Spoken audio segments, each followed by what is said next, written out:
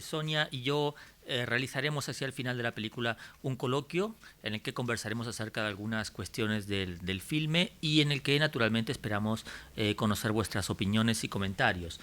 Para mí personalmente es una enorme alegría estar inaugurando un nuevo ciclo en Casa de América, un ciclo además que apunta hacia la transversalidad, hacia la integración de disciplinas que tienen una larga trayectoria juntas, pero que en sustancia, digamos, a menudo son pensadas de forma escindida. Comentaba yo en su momento que Sergio Chekfek y yo comenzamos hace algunos años el ciclo de Escribo, que es ya uno de los clásicos de la casa, de manera que sin pretender arrogarme nada, espero, digamos, que este próximo ciclo tenga, comenzando de esta manera, tenga la misma duración y la misma popularidad. Antes de comenzar la película, sin embargo, Sonia y yo queríamos dar 3 o 4 pistas para acceder a esta película que es que no presenta complejidades, pero sí, digamos, se disfruta aún más si se le ofrece al espectador 3 o 4 claves.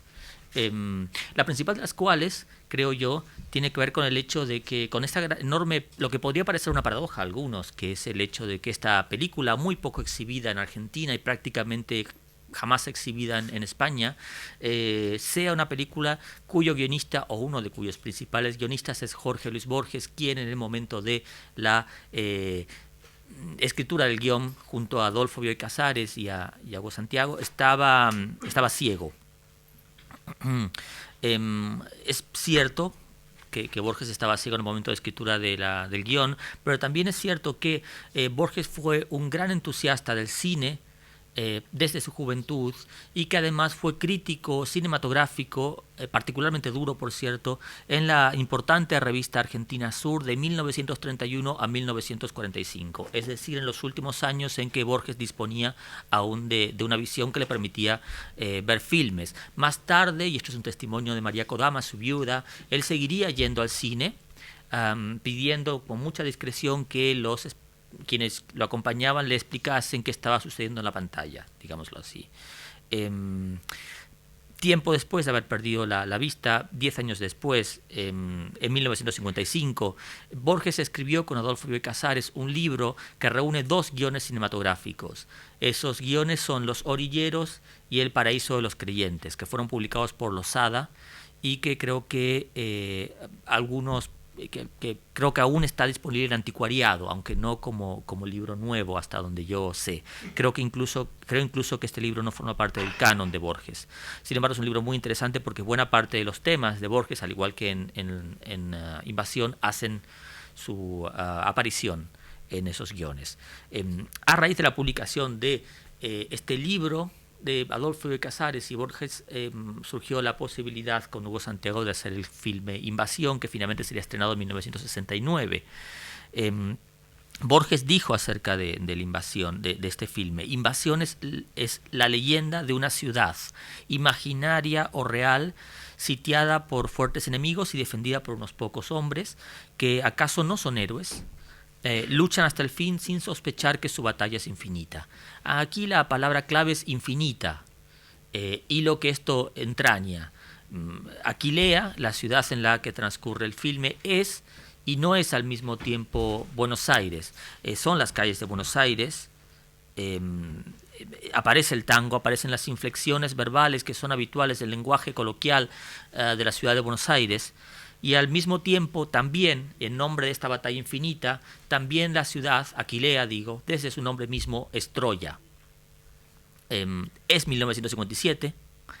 que es el momento en que transcurre la película, pero también es 1969. Veréis en el filme que hay coches y ciertas características en los peinados y demás que apuntan a una especie de arco temporal muy amplio. Aparecen los orilleros y los compadritos en los filmes de Borges, de los cuentos de Borges, pero también aparecen figuras más contemporáneas, que incluso podríamos asociar con los jóvenes que emergían al activismo político en Argentina aproximadamente en torno a la fecha de realización del filme. Bioy Casares dijo por su parte que Invasión renueva el tema de la Ilíada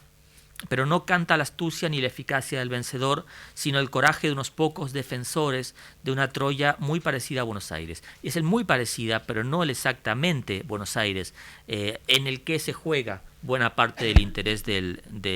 filme. El filme es, por su naturaleza, naturalmente, una celebración de una tecnología moderna, o en ese momento moderna, con muy poco rodaje por entonces, que era el cine, pero también una denuncia de que la modernidad asedia los viejos valores criollos, los valores que le interesaban a Borges. Esos valores los veréis puestos de manifiesto en los personajes de Invasión, pero son en líneas generales el coraje, la discreción, la falta deliberada de dramatismo, la resignación, la amistad, el honor. Veremos cómo en este filme el destino de cada uno de los personajes pone de manifiesto estos valores que supuestamente, y según Borges y Bioy Casares, se verían afectados por una invasión que es la de, digamos, un mundo nuevo que irrumpe en esta ciudad que es, como decimos, Buenos Aires, al tiempo que no lo es. Hay una... sobrevuela sobre la película el tópico de por excelencia de la ciencia ficción de los años 50, que es la invasión alienígena, aunque naturalmente aquí no es una invasión alienígena, pero tampoco queda muy claro de quién lleva a cabo la invasión. En cualquier caso, la película tiene un fuerte tono épico, y aquí hay que apelar para comprender una de las claves del filme a lo que Borges dijo en alguna ocasión acerca de la épica. Borges afirmó que en una época en que la épica está olvidada por los escritores o casi olvidada, Hollywood ha salvado este género. De allí su interés naturalmente de producir un texto que fuese adaptado, convertido en película y que fuese una película de alguna índole o de alguna forma épica. Yo termino con dos pequeñas claves más que os invito a las que prestéis atención. En primer lugar, los sonidos, que tienen una importancia muy, muy grande en esta película. Veréis que el sonido, digamos, es casi un personaje más. Digamos también que el sonido fue realizado en los estudios del Instituto de Itela, un instituto que fue fundamental para la constitución de una nueva escena artística en Argentina en los años 60. Prestad mucha atención, por favor, al sonido, que es, por otra parte, y esto parece casi una especie de broma entre Hugo Santiago y Borges, todo lo que Borges iba a saber nunca del filme, digámoslo así, ¿no? Yo no podía, al ver el filme no podía dejar de pensar, o al rever el filme no podía dejar de pensar en que efectivamente había un segundo texto, digámoslo así, tan solo sonoro, y que era el texto el único texto al que Borges podía acceder, digamos, de forma directa. Hay un último elemento,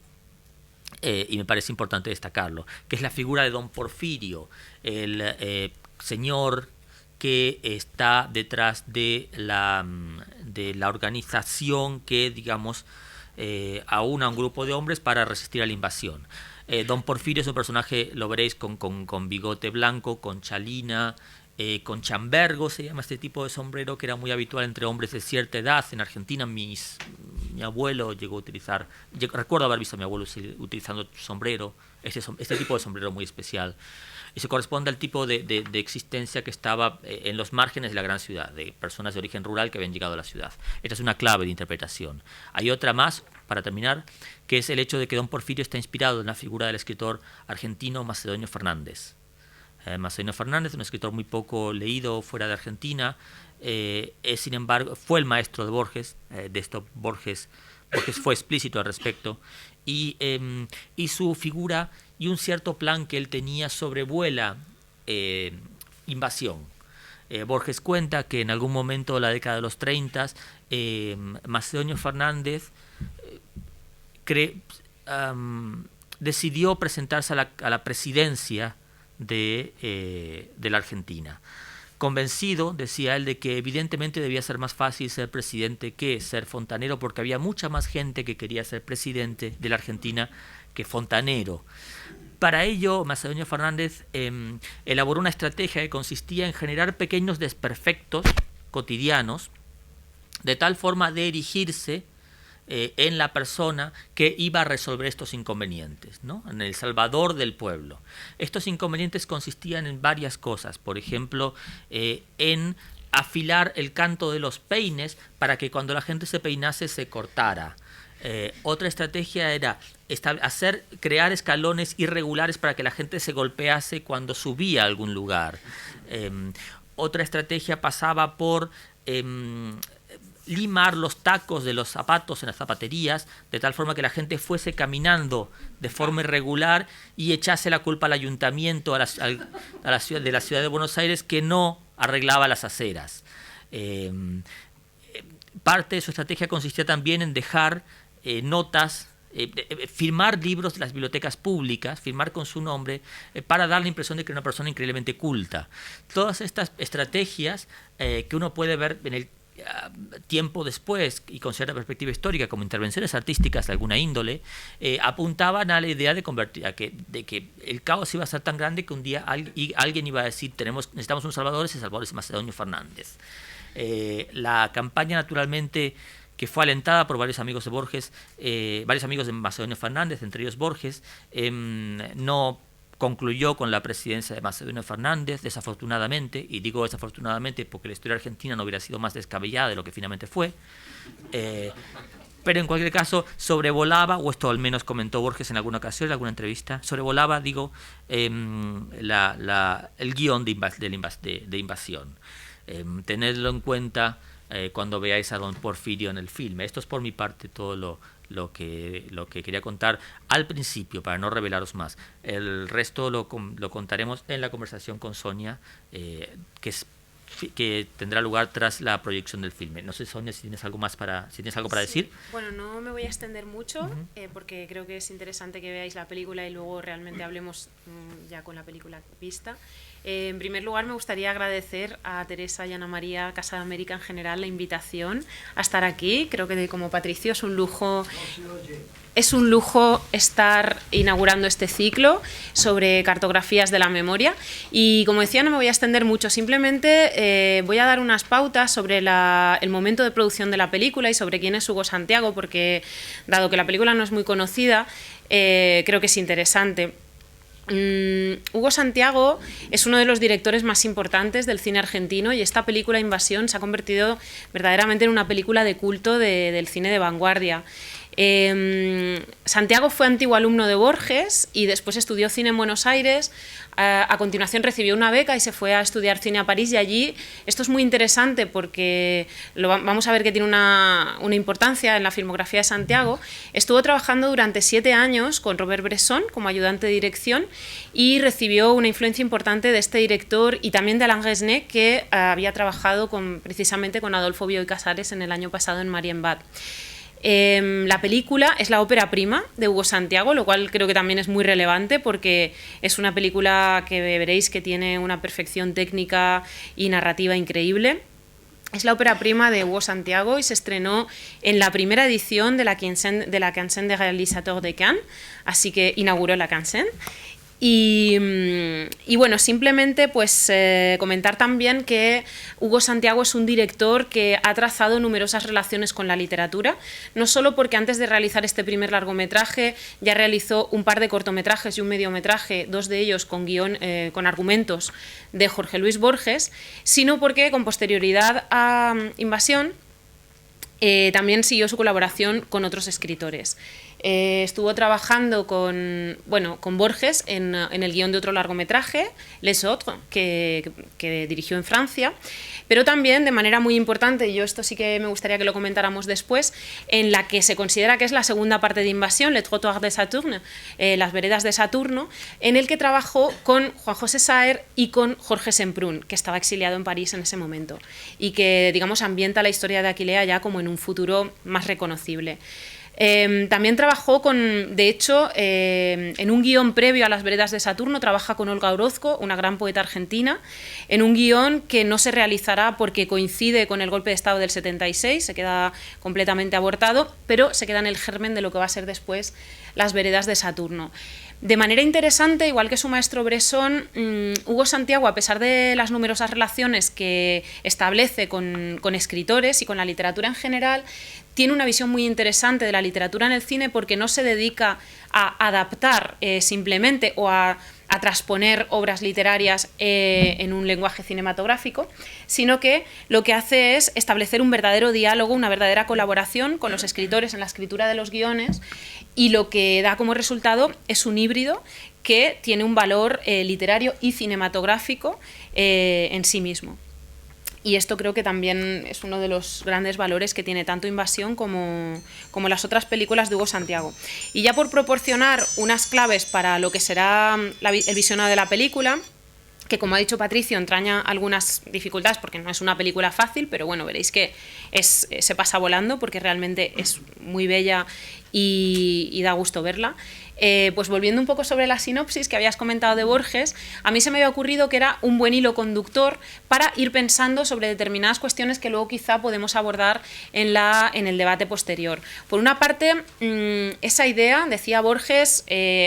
invasión es la leyenda de una ciudad sitiada por poderosos invasores, por lo tanto, y defendida por unos pocos hombres que acaso no son héroes. Por tanto, el espacio urbano, haciendo referencia a este ciclo Cartografías de la Memoria, el espacio urbano como un territorio en el que se enfrentan dos fuerzas, que además tienen que ver con la definición o con la protección de una identidad frente a un otro, que es desconocido. Por otra parte, la idea del héroe, que se considera héroes. Vamos a ver en esta película una idea de héroe que se aleja un poco del héroe trágico o del héroe sin ambajes. Es un héroe problemático, conflictivo. También vamos a ver, dice Borges, lucharán hasta el final sin sospechar que su batalla es infinita. Por lo tanto la idea de infinito que planteaba Patricio, como a mí también me parece muy importante, tanto desde un punto de vista político en la película como en la estética, la cuestión de la resistencia. Creo que Invasión es una, bueno, ya lo veréis vosotros, pero creo que hay una idea, una fábula sobre la resistencia ahí que no tiene que ver solamente con la resistencia política, sino también con una resistencia estética que precisamente encontramos en el planteamiento que hace cinematográfico que hace Hugo Santiago. Así que con esto ya no me quiero extender más, no quiero desvelar nada más y no sé, yo creo que podemos ir a la película y luego comentamos. Sin embargo, no sé si estaréis de acuerdo, quizá esto es un elemento para el debate, uno ve esta película del año 69 y es muy difícil no pensar que de alguna manera anticipa la dictadura del 76. Hay un montón de elementos que nos remiten a la dictadura, como por ejemplo la presencia de los tecnócratas, que parecen no tener un objetivo político, aunque en el fondo sí lo tienen, la presencia de la tortura, la amenaza constante de la tortura, la figura de los subalternos que también aparece. Hay un momento en el que uno de los invasores dice: no le dejaremos en manos de los subalternos porque ellos son mucho peor que nosotros, ¿no? Se sabe que en el caso de las dictaduras de Argentina y también de Chile, pues los subalternos son los más temidos, ¿no? Incluso la imagen del estadio de fútbol, no en el caso de la dictadura argentina, sino más bien de la chilena, como lugar de muerte, pues es algo que es muy poderoso en todo lo que ha venido después, ¿no? Y en ese sentido, pues me parece, bueno, que tiene mucha magia esta película, en ese sentido de anticipar algo que vendría después. Por otra parte, hay otra cuestión que a mí me apetece como lanzar, tanto para vosotros como con Patricio. Antes has hablado de cómo la película pues establece puentes con la ciencia ficción y con las invasiones alienígenas, con toda esa poética de los años 50, de la Guerra Fría. Y hay uno de los referentes de la película que, bueno, reconocido porque los autores se conocían, que es El Eternauta. Es la gran historieta argentina que Oesterfeld y Silvano, ¿Silvano es? Solano, perdón. Solano López. Sí. Solano López hicieron entre el 57 y el 59, que precisamente cuenta la historia de una invasión alienígena sobre Buenos Aires, en la que unos pocos hombres que son ciudadanos de a pie, igual que los de Aquilea, pues se lanzan a defender esa ciudad, aunque parece una tarea imposible porque son enemigos mucho más poderosos. Y bueno, pues no sé si conocéis la historia del Eternauta y de Oesterfeld, pero es también una historia muy trágica porque Oesterfeld, que era el guionista del Eternauta, pues precisamente en el año 69 produce una nueva versión con otro dibujante, con Breccia, que el gobierno de Onganía digamos que no le sienta demasiado bien porque ya es una un cómic ya mucho más ubicado en el contexto real, en el contexto sociopolítico de la época, y entonces eso a la dictadura de Onganía no le gusta y tienen que finiquitarla rápidamente, incluso no sé si se llegó a cerrar la redacción donde se publicaba este cómic. Y por último, en el año 76, Oesterfeld publica la segunda parte del Eternauta con Solano, otra vez, y a los 2 años, Oesterfeld es asesinado, es desaparecido, torturado y asesinado por la dictadura argentina junto con sus 4 hijas, su yerno y su nieto.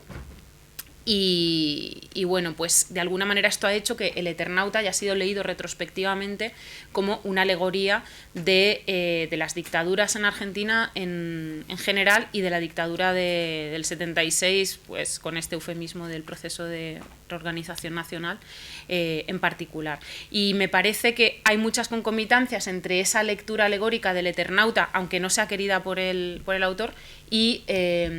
Invasión. Además, Borges conocía muy bien a Oesterfeld, incluso llegaron a ser amigos y hablaban durante largas horas en la Biblioteca Nacional, y se sabe que Borges está muy fascinado con el universo de Oesterfeld y que de alguna manera hay muchos elementos del Eternauta que aparecen en Invasión, como es la batalla que tiene lugar en el estadio de fútbol, las batallas en los depósitos de trenes, todo esto aparece en el Eternauta, y la idea de los ciudadanos que resisten casi sin esperanza, pero que al mismo tiempo no abandonan, o sea, es como que tienen esa perseverancia en la resistencia. Y luego, pues un poco en continuidad con esto, me parece muy interesante cómo el gesto que hace Santiago después de esta película. Él intenta escribir una segunda parte con Borges, a Borges ya no le interesa hacerlo, y la segunda parte de la película, que es Las veredas de Saturno, la hace con Juan José Saer y con Jorge Semprún en París, y es una película que de alguna manera replica el gesto de Oesterfeld escribiendo esa segunda versión del Eternauta en el 69 con Breccia, mucho más anclada en lo real, porque Las veredas de Saturno lo que nos encontramos es que la ciudad está claramente identificada con París, mientras que Aquilea solamente está aludida, pero se alude de manera clara a la dictadura. Esta película es del 86 y alude claramente a la dictadura de los militares. Los protagonistas son todos exiliados argentinos en París que están de alguna manera intentando reorganizar la resistencia de guerrilla urbana en Aquilea. Y se remite directamente a este nuevo grupo que aparece al final, que es el grupo de los jóvenes, que pasan un poco a la acción armada, ¿no? Aquí en Invasión lo que hemos visto son como que hay 2 grupos de resistentes. El primero, que es el de le llaman los viejos, cuyo estilo de defensa consiste en la digamos, propiamente dicho, en la defensa, o cuya manera de resistencia consiste en la defensa y se focaliza en el sabotaje, mientras que el grupo de los jóvenes se centra más en el ataque, es como más proactivo, ¿no? Y bueno, pues esto es algo que se retoma también en Las veredas de Saturno y que de alguna manera sí que reafirma el hecho de que se haya leído Invasión como de manera alegórica con respecto a la realidad política argentina de los 60 y 70, ¿no? Al fin y al cabo también en el año que se hace Invasión, Argentina se encuentra bajo una dictadura, que es la dictadura de Onganía. Y bueno, aunque no son explícitamente coordenadas de la época, sí que me parece muy interesante como ese cruce entre lo imaginario y lo real, llevado más allá de la propia película y como es al contexto social, ¿no? El hecho de pues imaginar que esta película ha podido anticipar algo como la dictadura, no sé. Sí, así es. Es muy, como dices muy bien, es muy la capacidad profética de tanto del Eternauta como de Invasión ha sido enfatizada en numerosas lecturas. Esas lecturas, desde luego, apuntan a una potencia de la literatura, una potencia predictiva de la literatura que no debemos desdeñar, naturalmente, pero que deberíamos poner también en un contexto, como decías anteriormente, en el contexto sociológico o en el contexto político en el cual los productos culturales son producidos y consumidos, o mejor dicho, para no contribuir a la jerga de los invasores, digamos, son apropiados por parte de quienes los leen, los ven, los escuchan, etcétera. Efectivamente, como dices muy bien, Sonia, el filme fue producido en el año 60, fue estrenado en el año 69, 1969. Argentina tenía desde el año 1966 una dictadura, la dictadura de Onganía, que fue una dictadura inusualmente dura para la época, aunque desde luego resultaría, digamos, en comparación con la dictadura argentina inmediatamente posterior, la de 1976 a 1983, una dictadura prácticamente blanda por comparación. De tal forma que, digamos, invasión no, incluso aunque tenga escenas en las que, digamos, el sujeto se ve confrontado con la tortura, no pueden siquiera compararse con las escenas reales de tortura que desafortunadamente hemos conocido a través de testimonios y que corresponden al periodo de la última dictadura militar argentina. En el año 66 o en torno a 1966 y 1969 se produce además y esto es muy relevante para la película, creo yo, la emergencia de, no solamente en Argentina, sino también en Europa y en el resto de América Latina, de una nueva generación de activistas políticos.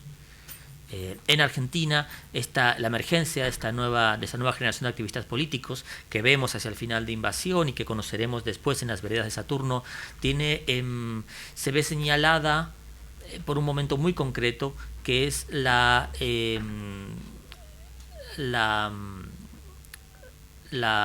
puesta en largo, digámoslo así, del grupo armado Montoneros, que se produce con el secuestro y algunos dirán asesinato, otros dirán ajusticiamiento de Aramburu, de general Aramburu, uno de los responsables de la dictadura de 1955 a 1963, creo. No recuerdo exactamente hasta cuándo duró esa dictadura, la así llamada Revolución Libertadora, también conocida en Argentina por sus métodos como la Revolución Fusiladora. A la cual responsabiliza a Rodolfo Walsh en Operación Masacre de los asesinatos de José León Suárez, uno de los grandes actos más importantes de violencia política que había habido hasta ese momento. En sustancia, de 1955 a 1973 se produce un periodo en el cual las democracias son realmente muy endebles y son alternadas, o se ven alternadas y son incluso manipuladas por las dictaduras militares que les dan comienzo y las clausuran. Y en ese contexto la resistencia adquiere un papel muy importante. En ese sentido, incluso forzando posiblemente la opinión o el deseo explícito de los realizadores, uno no puede dejar de pensar en este filme como un filme en clave, medianamente en clave, puesto que para los espectadores contemporáneos del filme la referencia era evidente, pero en cualquier caso, para nosotros un filme en clave acerca de la continuidad entre la experiencia política que fue denominada la resistencia peronista y la emergencia de una nueva generación de activistas políticos, los cuales, como decías tú, no se limitan ya a acciones de sabotaje o acciones de autodefensa, sino que asumen activamente el acoso y el derribo del régimen militar. La diferencia, si acaso, y esto lo hace la lectura política particularmente compleja, es que, por una parte, en el filme los invasores se encuentran en el exterior de la sociedad, ¿no? Y en segundo lugar, cuando por supuesto, es evidente que la dictadura militar argentina surgió de su interior, con un enorme apoyo del extranjero, en particular de algunos países, pero en sustancia surgió del interior y de ciertas clases sociales, las superiores, las clases altas de la sociedad argentina, que tuvieron una connivencia total con la dictadura. Y en segundo lugar, es interesante observar el hecho de que los invasores del filme no tienen un proyecto político, sino un proyecto de índole económica. Algunas de las interpretaciones de las instancias previas al golpe de Estado del 24 de marzo de 1976 ponen de manifiesto que el imperativo era de índole económica, así como ponen de manifiesto que son buena parte de las empresas extranjeras en Argentina, al igual que en Chile, las que propiciaron y favorecieron el golpe de Estado. En ese sentido, no estaban por completo desencaminados los guionistas de Invasión al otorgarle a los invasores un carácter principalmente, una finalidad principalmente económica. Ahora bien, lo que también ponen de manifiesto, creo yo, es la divergencia entre dos formas, dos tradiciones de lucha política, la que se produce entre la vieja guardia, digámoslo así, y la nueva generación. Podemos pensar que la vieja guardia, en el filme al menos, no es particularmente exitosa, aunque para ello deberíamos tener en cuenta, aunque digamos decirlo supone tener en cuenta, olvidar el hecho de que la razón por la que pelean no es necesariamente el final de una lucha que ellos consideran eterna, digámoslo así, sino más bien la expresión del valor individual. Creo que ahí hay un elemento muy fuerte en el filme de Hugo Santiago, la idea de que en sustancia, digamos, es el coraje individual lo que está en juego, al margen naturalmente de que es necesario y en tanto procedimiento narrativo que los personajes vayan muriendo para que haya épica, para que haya historia, digámoslo así. Finalmente también quería mencionar un tercer elemento que aparece en la serie, que uno puede imaginar, que tú anunciabas con El Eternauta, pasa por Invasión, y que se ve continuada en La ciudad ausente, una novela de Ricardo Piglia, un buen amigo de la Casa de América aquí en Madrid, que además es una novela magnífica, en mi opinión, en la que algunos de los elementos se ponen de manifiesto, una cierta resistencia, la dificultad para comprender cuál es la motivación de la resistencia, además de la demostración de una actitud ética, digámoslo así, la cuestión de las islas como refugio y depósito de armas, ciertos usos, ciertas cadenas comunicativas que se producen y que Piglia especialmente tematiza, y de fondo en la novela de Piglia una especie de, nuevamente Macedonio Fernández, el cual crea un robot, una máquina que reemplaza, digámoslo así, que es la voz que encarna el alma de su mujer. Me parece que en esa serie, en esos tres elementos, vemos tres instancias muy distintas de un intento por parte de la cultura argentina reflexionar acerca de algo que por su fuerza y por su omnipresencia en la cultura argentina es algo difícil de reflexionar, que es la violencia política y los vínculos individuales que se atraviesan entre los colectivos que ejercen la violencia política. Ahí quizás haya un punto también en el cual incidir. Podríamos incluir en la serie naturalmente a Las veredas de Saturno como el filme en el cual pues se reúne o un filme que apunta a los intentos de recomposición de la experiencia política, de reconstrucción y de renovación de la experiencia política en el exilio por parte de los activistas políticos argentinos que se vieron obligados a marcharse del país a partir de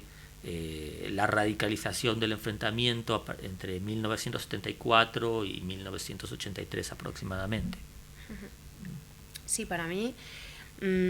tanto en El Eternauta como en Invasión,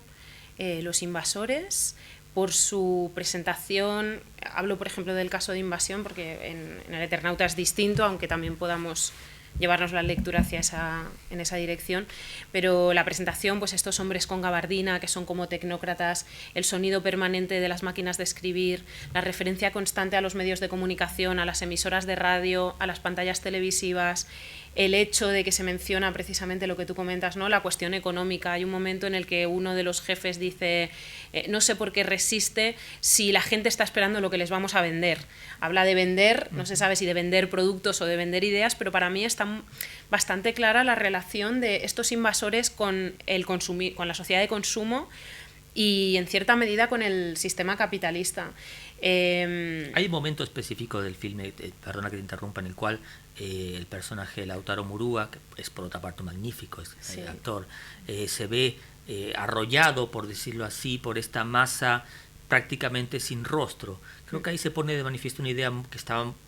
muy presente en el pensamiento de Borges, la idea de que el sujeto está en una permanente tensión dialéctica con una masa informe, a la que por fuerza tiene que oponerse para a preservar su individualidad, ¿no? Sí, totalmente de acuerdo. Pero para mí hay dos cosas ahí, porque por una parte está como la cuestión esta de que los invasores representan el capitalismo en la sociedad de consumo, y por ejemplo me parece como muy gráfica la imagen final de la invasión con los coches que entran en la ciudad, que son todos coches iguales, pero que parece como casi un atasco de gran ciudad, ¿no? Y que remiten al capitalismo, y en línea un poco con lo que planteabas de las dictaduras, cuando decías que tanto en Chile como en Argentina la dictadura sale de dentro. Yo es algo que estoy de acuerdo, es algo que de alguna manera cuenta con la iniciativa y el apoyo de las clases altas y las oligarquías económicas, pero también es cierto que estuvieron apoyadas por la CIA y que había toda una estrategia por parte de Estados Unidos para promover dictaduras en América Latina, en aquellos países en los que potencialmente se podía dar algún tipo de gobierno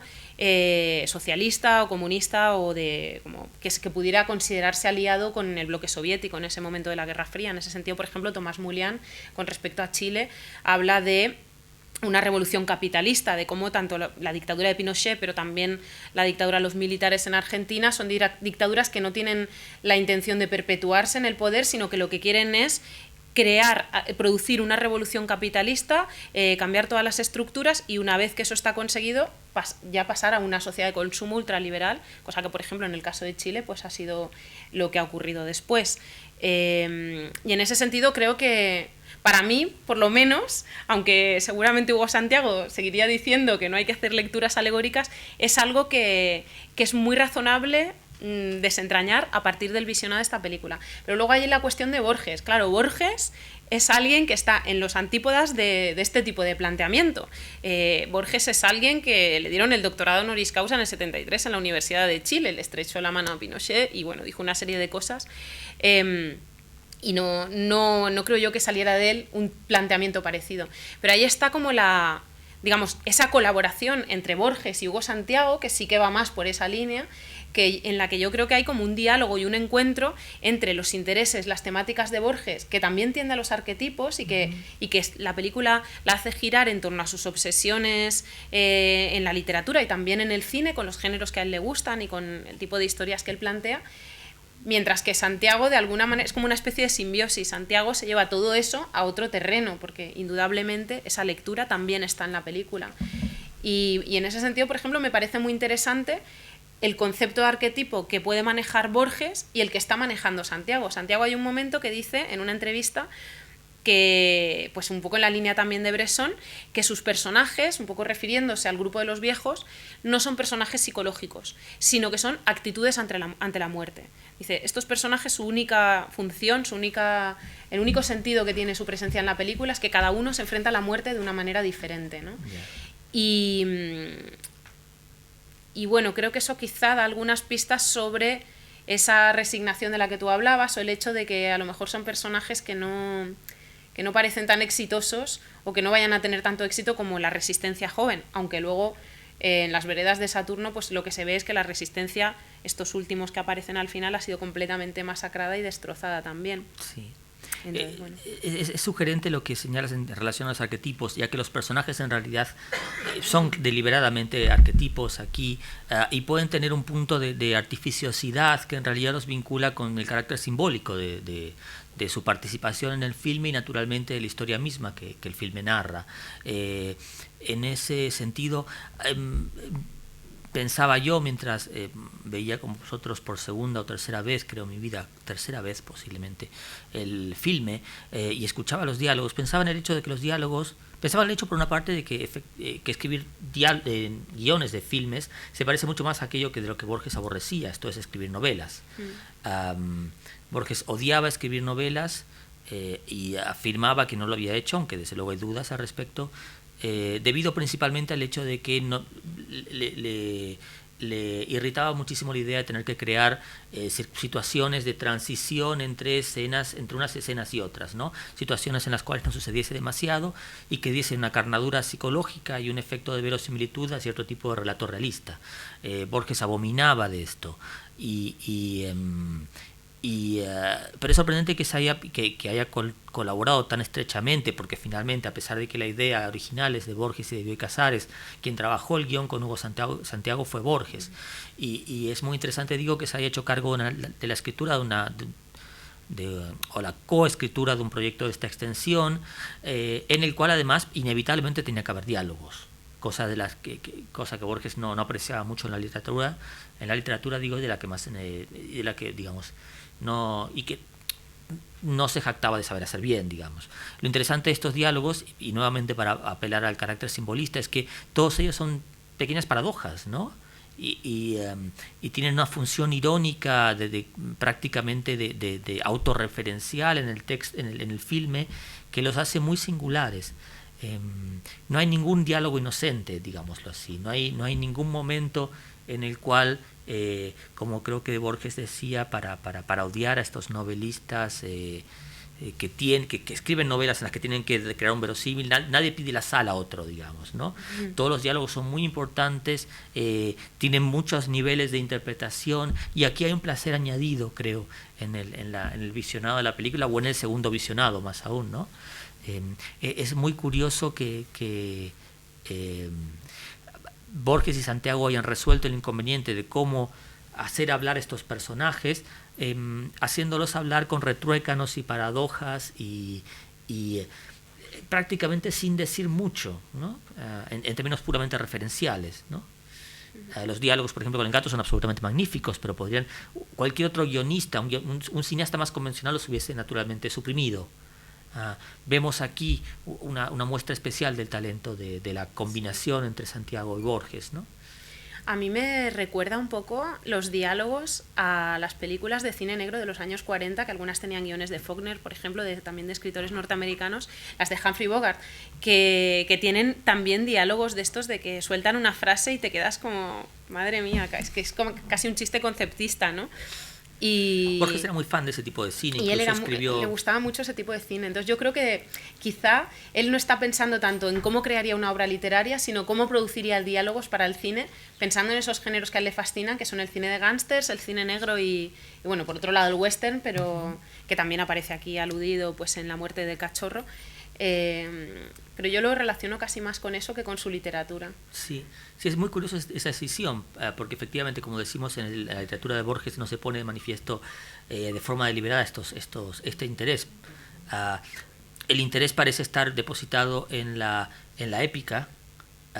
y en la recuperación que hace el cine de cierto relato épico que, según Borges, no tendría ya lugar o tendría un lugar menor en la literatura de su tiempo. Esta recuperación le parecía muy importante. En alguna ocasión llegó a mencionar que su primer libro, Historia Universal de la Infamia, estaba estrechamente, su primer libro de ficción, naturalmente, estaba estrechamente relacionado con el cine de Joseph von Stauffenberg, y creo que finalmente tuvo la oportunidad, y esto es, supongo que son uno de los muchos dones que diría Borges que le dio la vida, de poder contribuir a un filme que, aunque parezca fuera de época, en realidad es perfectamente, es ni más ni menos que esto, ¿no? Una recreación de un cierto tipo de cine, pero en un escenario completamente cotidiano para los espectadores argentinos. Es muy bonito, diría yo, al margen de ello, que el filme tenga su momento crucial en su escena crucial, su escena fundamental y su final en la cancha de Boca Juniors,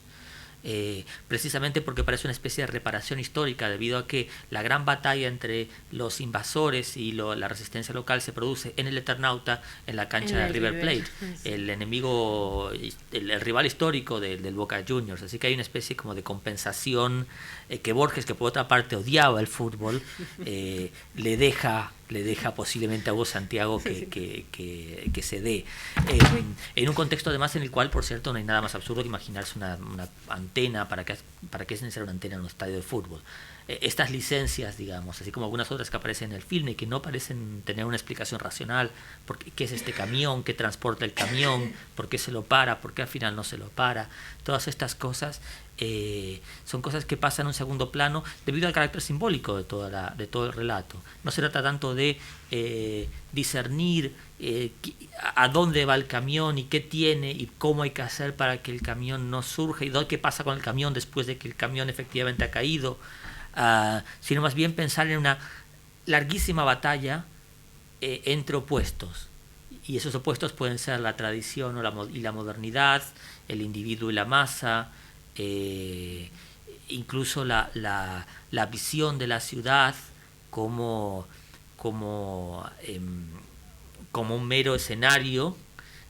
por el que desfilan personas que, como dice uno de los personajes del libro, en realidad, uno de los personajes de la novela, en realidad pues solo van a comprar lo que uno les ofrezca, y la idea de la ciudad como una especie de entidad, algo a lo que Borges le dedicó mucho, una parte considerable de su obra, la idea de que hay algo inmanente a las ciudades, una especie de espíritu de las ciudades que permea a las ciudades y que supera o que va más allá de las meras actitudes y prácticas de las personas que habitan en ella. Don Porfirio dice: la ciudad es más que la gente que vive en ella. La idea de esta especie de inmanencia que se pone de manifiesto por ejemplo en poemas de Borges como Buenos Aires mágica y misteriosa, no, eso es Manuel Mujica Lainez. En algunos poemas de Borges, recuerdo unos ahora exactamente, pero no recuerdo cuál es, el nombre por lo menos, y digo, se pone de manifiesto en esta idea de que Buenos Aires sería, pues, eso, que Borges asociaba además con su infancia, con la juventud y lo que había sido, los orilleros, el culto al coraje individual, el culto al caudillo político, que era una figura muy, muy importante en la juventud de Borges, antes de la emergencia del que se denominó Partido Radical, que fue el primer partido político moderno de la historia argentina, y más tarde del peronismo, naturalmente. Esa idea de una especie de Buenos Aires mítica que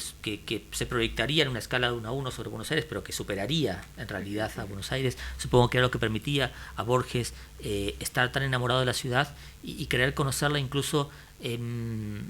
a pesar del hecho evidente de que la ciudad había cambiado considerablemente desde la época de su juventud, ¿no? Ahí tenemos una forma de imaginar las ciudades como sitios dotados de una especie de personalidad propia, que supongo que será puesta en cuestión por otros filmes que veremos a lo largo de este ciclo. No sé, quizá queréis hacer alguna intervención, alguna pregunta, comentario, ¿no? Por si hay alguna pregunta o comentario. Sí. Quería haceros un pequeño comentario. Sí.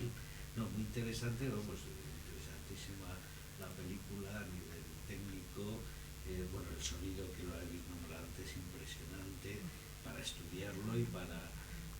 comentarlo y tal. Ahora, produce un problema la película, por lo menos a mí. Cualquier acercamiento a las lecturas que habéis empezado a hacer a nivel político es nefasta. Es nefasta en el sentido, se ve claramente, vamos a ver, viéndola como un western, está bien, está muy bien, western, cine negro, en fin, todo ahí muy bien. Las armas tienen su sentido, las otras están. Pero yo supongo que cualquier militante que pudiera ver esta película,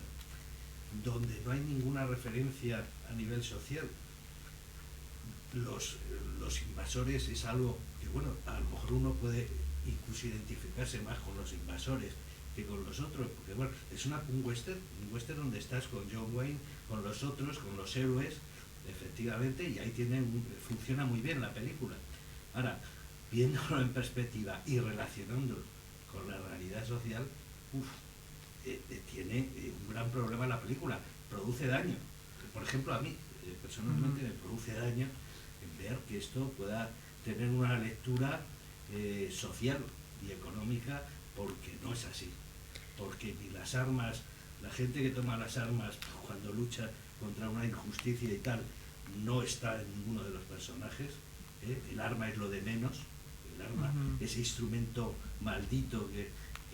que se ve continuamente aquí utilizándolo, y estos personajes que muchas veces te gustan porque se parecen a James Bond o se parecen a John Wayne o tal, pero solo por eso, no por ningún acercamiento ni combate por no sé qué ideas, y que están matando gente y bien, mientras funciona bien, como película. Ahora, cualquier relación, ya digo, con la realidad me produce, claro, y ahí efectivamente entiendo Borges detrás,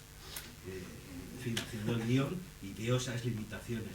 Ahora, a mí me gustaría ver a militantes argentinos, aunque es una película universal, no tiene por qué ser argentina, pero vamos, a cualquier militante de cualquier que alguna vez haya conocido algo de esto, pues la verdad es terrible,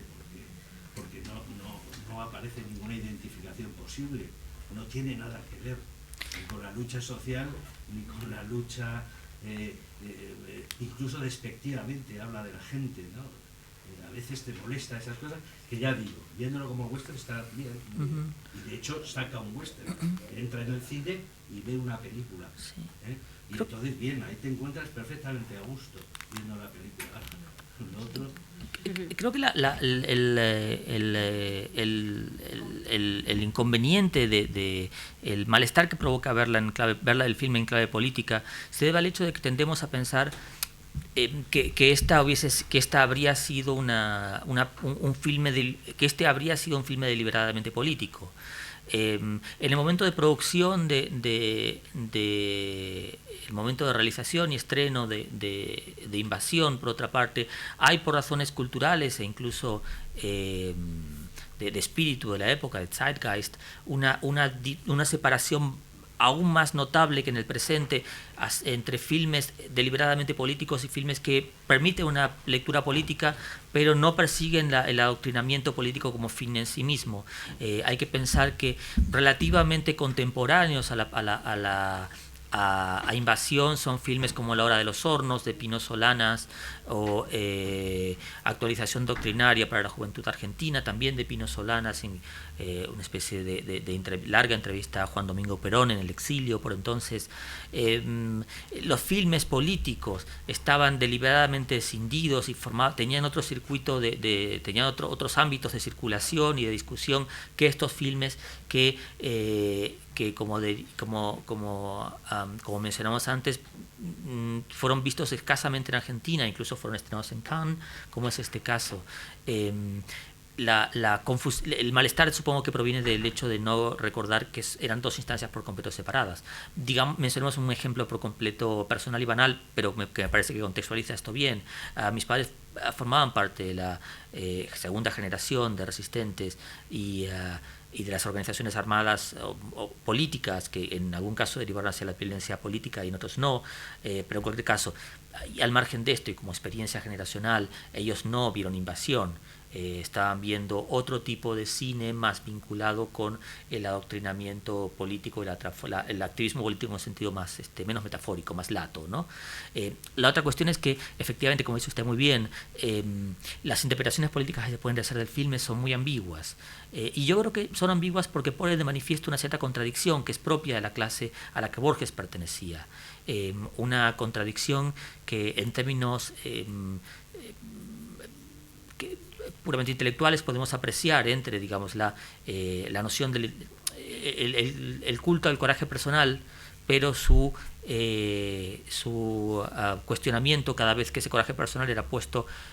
al servicio de una causa que no era la personal o la de clase, ¿no? La propia o la de clase. En las últimas escenas del filme, yo he tenido, por otra parte, en algún punto la dificultad de pensar esto como como otra cosa distinta a lo que en el marco de la clase social de Jorge Luis Borges y de sus ideas políticas no era sino un equivalente a lo que la derecha argentina denominó con el surgimiento del peronismo el aluvión zoológico, la llegada de sujetos de la periferia, sujetos incluso de la periferia no solamente física de algunos seres, sino también de la periferia política, los cuales se veían que invadían una ciudad que hasta ese momento había estado aparentemente organizada en torno a cierta estructura de clases que no se modificaba, ¿no? En este relato, en esta interpretación ambigua, me parece a mí que se pone de manifiesto las contradicciones de Borges y también las contradicciones de la clase social a la que pertenecía. Hasta qué punto, sin embargo, esa contradicción era reconocida por el propio Borges es algo que no me consta. Y efectivamente, y como decía Sonia muy bien, aquí tenemos un raro ejemplo de un filme que escrito por dos personas posiblemente las antípodas ideológicas y políticas que han conseguido producir algo juntos que por su naturaleza es